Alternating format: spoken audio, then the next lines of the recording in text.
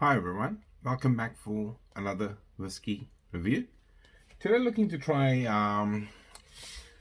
this very special Teeling Brabazon. Now, Teeling has been releasing Brabazon whiskies for some time now, and this is the first one ever. And the first couple were the part of, I guess, a series of Teeling whiskies which I came across in 2018, and it just truly won over me. Or maybe towards the end of 2017 as well. We were trying some of the Teeling stuff here, and it wasn't until Dramfest, which is a whiskey show here in New Zealand, that I truly grasped the range and the depth of the Teeling whiskies. And I remember trying this one straight after my trip to Ireland. Went to Teeling and tried some amazing whiskies, young, old, and very, very old Teeling Irish whiskies in Dublin, and came back to find a box of these, and really, really good. Aged in sherry cask, and the whole Brabazon series, they're up to 4 now, which is really, really good stuff. But most importantly, higher in ABV. I think they're not at cask strength. They have been deliberately left at a slightly higher ABV, not quite 46%, like rest of the Teeling range, the entry-level single malt, the small batch, the single grain, all that kind of stuff. But just that much more, which I like. I like the higher ABV stuff. And obviously non-chill filtered, and yeah, really, really cool.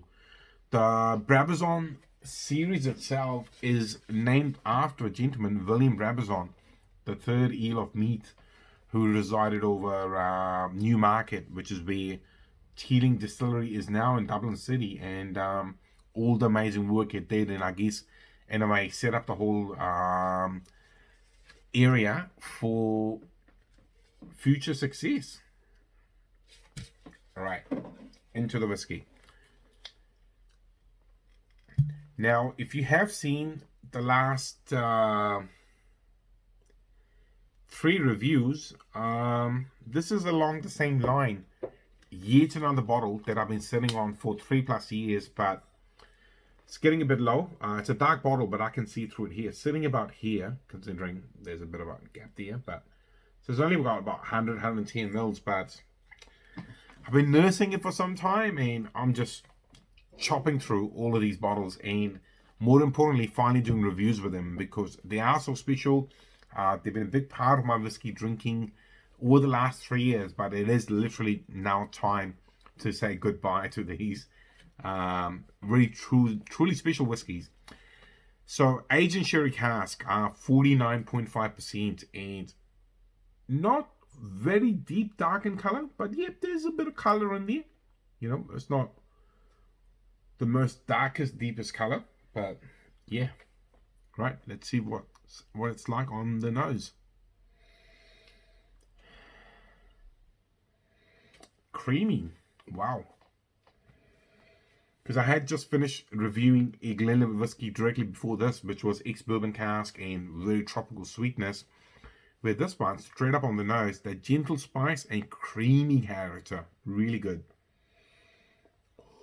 Wow.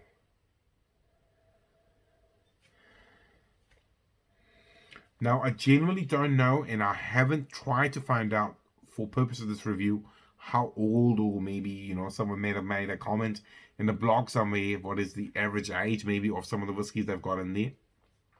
But I've been truly enjoying it on its own merit. It is a non-age stated single malt from Teeling, but just so good on the nose. That gentle spice is lingering, and rich sweetness, that raisiny sweetness. Wow. Right, time to find out what's it like on the palate.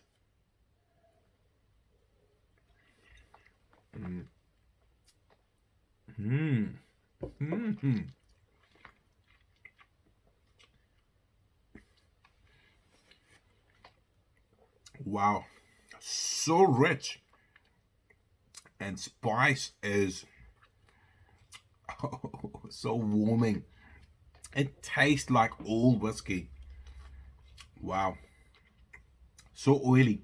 The creamy character is still there on the palate, which is, I mean, it's a triple distilled, supposed to be light fruity, but it is quite thick and rich on the palate. All right, let's see what their notes say. So these guys say deep nose with dry fruits, peach, plum, and caramel. Rich fruits and sherry mixed with spice and burnt sugar. Wow. And I mean, for a non-age statement whiskey, it's lingering endlessly. Now, any number of amazing Teeling fans globally would absolutely die to get their hands on one of these, because as the Brabazon series has been evolving, people's attention is going into the Brabazon series that have come in the past, the 1 and the 2, and I'm glad I was an early adopter of this particular series, and it has been really, really good. The number 2, the podcast, and 3 and 4 with their amazing long aging, and the second aging has been really, really good. Definitely a series of whiskey from Teeling worth discovering and collecting. If you're struggling to find a bottle in the wild, which I would say might be the case, go to a whiskey bar. I'm pretty sure there's plenty of them out there. Depending on where you are, you'll be able to buy a dram and try it for yourself. So good. Really good. And I can't believe I've taken so long to finally review it. And I've spent so much time with this particular bottle. Wow. Well, that's all I've got to say about this particular whiskey. If you are liking the content, please like, share, subscribe. Otherwise, I'll see you in the near future for another whiskey review. See you later.